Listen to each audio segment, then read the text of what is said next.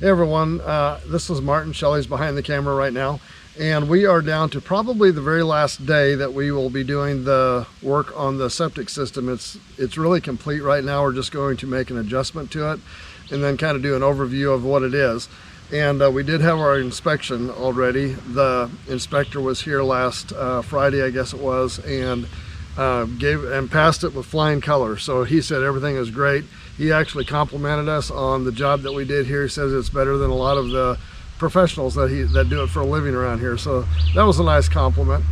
Maybe he was just telling us that, I don't know, but we'll take it for whatever it was. Okay.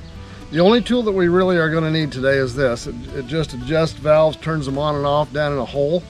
And so I'm going to be using that so I don't have to bend over and set those valves. Now, we turned the whole system on while the inspector was here. We had good water flow up through all of the pipes. Go ahead and turn it around and swing around and show those pipes over there.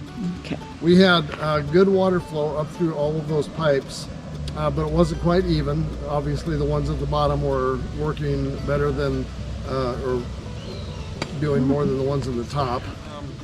So water was coming up out of all of them, but because of gravity and the fact that we're on a hill, it was coming up out of the bottom ones more than it was out of the top ones, but they were coming up out of all of them. So all we have to do is adjust. We need to turn the water on and adjust these valves so that water comes equally up out of all of the pipes at the same time. But I know that the water is coming up more out of the bottom ones, so I'm going to go ahead and close off the bottom ones a little more and work my way consecutively up the hill and before we turn the whole thing on, because I know that it's going to have to be adjusted a little bit that way. We're at the manifold pipe right now where all the valves are, and we're going to start by adjusting this one, and we'll just have to set them randomly and then see how we have to do down there. Now, we got rain yesterday for the first time in I think 5 weeks or something like that. I mean, it's been so hot and dry here, and today it's only supposed to get to 90 degrees, so it actually feels really comfortable out here. It's like we have cool weather.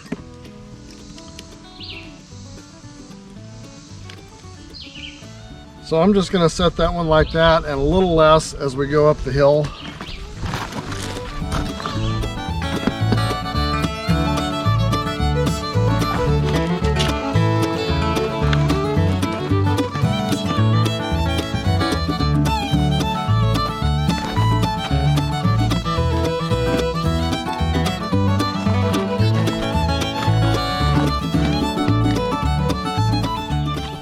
Okay, so with that done, I'm going to go turn the pump on over here, and we're going to keep an eye on the stand-up pipes over there to see just exactly what happens. Then we're going to start making adjustments up and down the line here. Okay. Okay, as I said in the last video, this is only temporary just to make sure everything is working. Once we get everything cleaned up and buried over here, we'll dig in a permanent line that goes from our solar batteries on down to here, and then everything will be mounted on this post. Here we go. So the work starts.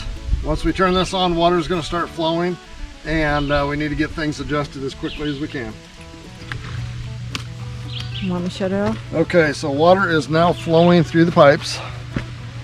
I can hear it.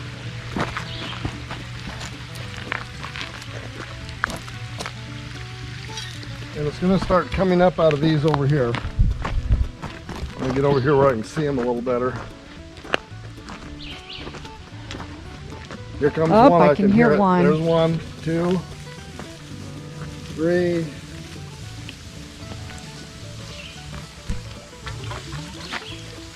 4.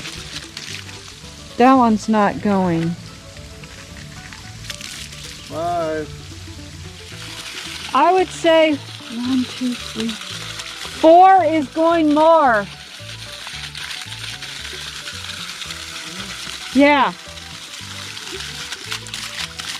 You seem to be bubbling more.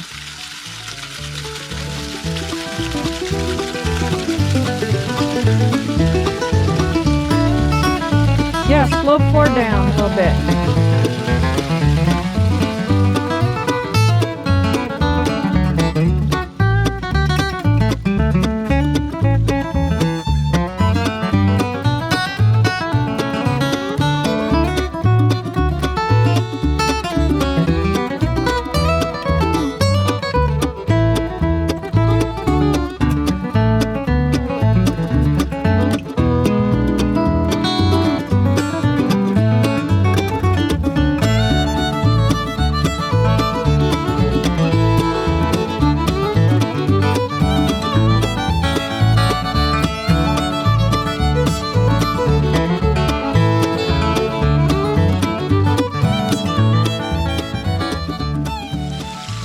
Okay, so we're down at the other end. We've made adjustments. They're all almost exactly the same. Looks like pipe number 5 needs to maybe be adjusted down And just maybe a little 2. bit. That's 5. Oh, that's 5. I'm sorry. But all the rest of them seem to be doing about exactly the same. So I'm going to tighten up number 5 just a little bit.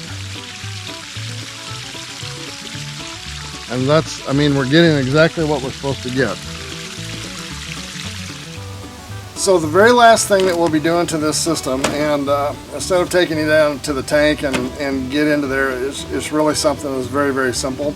On the outlet of the first tank, where the water flows from the first tank over into the second tank, okay, they want a filter. So it's a very simple process. Inside the tank, there's a pipe that goes into from the first tank on this side and comes in through here and goes into the second tank over on that side. And all they want is a filter that will drop down in there and filter, not let anything kind of flow from the first tank into the second tank that's not just pure liquid. Okay, so that has a seal on the top of it. You can see right there. Fits right down inside of a Schedule 40 PVC T, so that it will seal up down inside that T there and allow water as it flows up and then into the second tank to be filtered through these little fins that are on there. So that's a very simple thing that we're going to be doing. The other thing is, in the second tank they require an alarm that lets you know if the pump is not working correctly and the water is building up in there and building up in there, and to let you know that there's a problem with the pump. They want a second float inside there that's set to a light or a buzzer or something like that, so you can tell just by looking down there that there's a problem with the pump. And what happens is it'll take a second float. That second float will be mounted to the pipe just above the first float. So when the pump float is activating and on and off, this is still in the off position. But if the lower pump float quits working or the pump quits working and the water level continues to rise, then the second alarm float will turn on and activate the alarm. Those are the only 2 things we're going to be putting down there, and then that system will be completely done. So, okay, Shelley has a question. Does that filter hold it up once, that red one? Okay, does that filter need to be cleaned anytime? Not necessarily. It can be, but really only if the tank overflows, which it really shouldn't or can't, because the only 2 things that are not liquid that's in that tank is anything floating on the top or anything that's sitting on the bottom. This allows water to be pulled from about the middle of the tank where you're avoiding all of the stuff floating on top or on the bottom, and it's going to continue to flow out here on the lower part of the pipe. And so, but if the water level ever for any reason goes up too high where water is pouring in the top of it, then that's where this filter is designed to catch all of that. So it's probably something that should be checked maybe once every 3 months or 6 months, something like that. But the only way that this filter is ever going to catch stuff is if the water level for some reason in the first tank gets too high, and then it will flow in the top and the filter will catch it. All of the valves have been adjusted now, so the water is coming out equally on all 6 of these stand-up pipes. And so we can go ahead and pull the stand-ups off of here, cap the ends, and then go ahead and bury these. We'll probably put a little access box around each one of them so that we know where they're at if we have to do any repairs or anything like that. Yep. So right now, when the pump comes on, it is dosing the entire field equally, which is a 30 feet wide by 60 feet long area. And as opposed to like a drip or a gravity feed type of a system, where it's just gravity pulling the water through it and just dispersing it into the field, the water will tend to will follow the pipe to the lowest spot on the field and then just sit there and drip out of there continually, where this ground can absorb it concentrated in one area like that. So in order to get it spread out over the biggest area that it possibly can, they take the entire field, which is 30 feet down the hill and 60 feet across the hill, and when that pump comes on, it will dose the whole thing equally all the way across the whole entire field. Okay, so the question was, who determines how much the water pressure is? And the water pressure isn't the issue so much. what it is the amount of square footage up here that needs to be part of the field, and to get water dispersed equally throughout the whole field, the pump has to be big enough to be able to pump all 6 lines completely full continually. So as long as that pump is big enough, the pressure really doesn't matter, and that's why they call it low pressure pipe. And so it's pumping water at a low pressure out, and it's a big enough pump to fill all 6 of the lines all the way to the top, and do it equally. Okay, my next question is, who determines how much each one of them pipes the flow? Okay, the flow again doesn't matter. What matters is the cubic foot or the cubic feet of water that's being pumped into the system. So they calculate based on how much absorption is in this soil, and the number of bedrooms and people living on the property. So they calculate the number of water, or the amount of water that's being used. And so they take an average number of people and an average number of bedrooms for average water use. And they say, like on this place with this type of soil, you need to have 360 cubic feet of line in the ground spread out over a 30 by 60 area, so that this water can absorb, or so this ground can absorb that much water. So the pump, it more has to do with how many square foot do we have out here that we're putting the water into, not so much how much the pressure is. And the soil scientist does all that calculation for us, so we don't have to worry about figuring it out. So anyway, we're going to give these a chance to dry out a little bit before we unscrew those pipes out of there. I don't want to go down in that ditch right now. Ooh. So anyway, that's it. Our septic tank and septic system is good to go. Everything is working correctly on it the way it's supposed to be. The inspection's been done. We got an A-OK from the inspector on there, and he was very helpful along the way. You know, I may want to mention one thing too. I know a lot of people that kind of follow the YouTube channel and comment on the off-grid thing, is they don't want any interaction with any kind of regulation on this. But to me, you know, we live around a lake. There's a lake on the other side of our property down here. If you go down through the woods, our property doesn't come to the lake, but the neighbors does. And when we moved here about 30 years ago, this lake, I mean, it's a beautiful lake. It's Table Rock Lake in southwest Missouri. It's a beautiful lake, but it was green in the summertime when it got hot. And a lot of that was due to just the hundreds upon thousands of poorly designed and poorly built septic systems of the houses and cabins around this lake.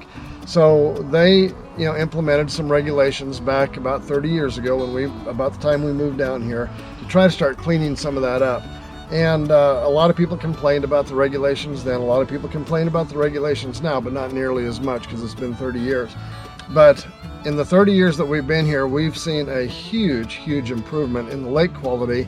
I mean, the water now is crystal blue again. It's a beautiful lake again, and really the only difference has been is they started tightening up on the regulations on how people were doing septic systems. So I don't mind a bit putting in a quality septic system here on our property, and I don't mind working with the county and the health department to make sure that we put something in here that's a quality system. So just, if nothing else, to make the water quality in the lake a better one. And they really weren't overly restrictive on what we could do. I mean, we're homeowners. We were allowed to build the system ourselves as long as it was inspected. They were very helpful in answering my questions when I wasn't sure what to do, like drilling those crazy little tiny holes in the bottom of those pipes. I could not see how that would work, but it works great. And they were very helpful. They answered questions all the way along the way. You know, there were times when I said, you know, I'm a homeowner, I'm doing this myself, I've never done anything like this. And they said, no, don't worry about it. Just, you know, do it the way it's designed, and you'll be just fine. And the fact is, we're just fine. We got a really good system here. And so I would encourage you, you know, not to try to bend the rules too hard on this, because they're really for everybody's benefit, and they're really not trying to crack down on controlling me or what I do here. It's more of, how do I make a good sanitary system that works correctly, that preserves water quality in this area, and we want that. So anyway, we're going to go do a couple more adjustments, and then this video will be done. Give us comments in the comment section, and subscribe to the channel and hit the notification bell. If you've enjoyed this video, give it a like and a share, and don't forget to hit the subscribe button down below and the notification bell. See you next time.